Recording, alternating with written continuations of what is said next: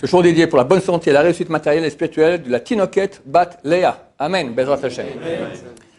Une histoire qui date il y a quelques années avec la grande génération actuelle, Rab Chaim Kanievski. Un homme pur. Je sais, pour une histoire personnelle, il y a un temps dans ma vie où j'ai essayé de que je ne donnerais plus de cours aux femmes. J'en ferai presque plus, très rarement, entre un lunettes, etc., qui c'est bien séparé, etc., comme il faut.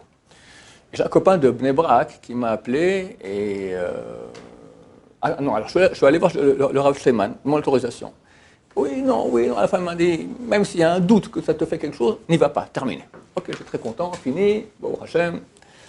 À ce moment, je retourne de Bnei Brak, il y a un copain de Bnei Brak qui m'appelle, il me dit, écoute, à propos de ta question, on a donné cours aux femmes. Justement, j'allais à Rav Shleiman avec un type, il veut commencer à faire des cours, des conférences pour le Kirouv, ramener les gens, etc. Et Rav Shleiman lui a dit, et il a peur, justement, parce qu'il y a des femmes pas bien habillées, etc. Rav Shleiman lui a dit, écoute, dans notre génération, il y a un seul qui n'ira pas en enfer. Nous tous, le seul, c'est Rab Chaim Kanievski.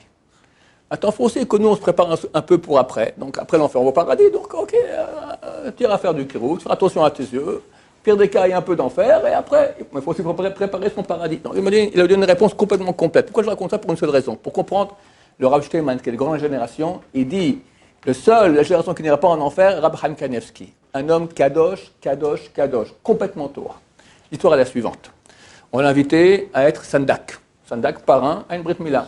Un temps, il allait, chaque fois qu'on l'invitait à Haïfa, au bout du monde, il allait. C'est le moment où il dormait. La nuit, il étudiait. Dans la voiture, on le mettait, il s'endormait, il arrivait, il était Sandak, il repartait, il dormait. C'était son sommeil quotidien, dans la voiture.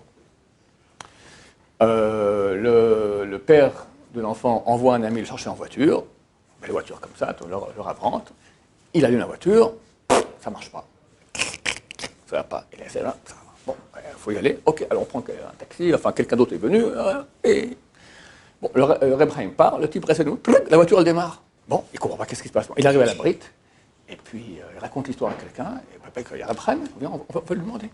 Au Reb Chaim, c'est marrant parce que la voiture elle fonctionne, vous êtes rentré, ça ne marche pas, puis de nouveau vous sortez, elle marche de nouveau. Qu'est-ce qui s'est passé?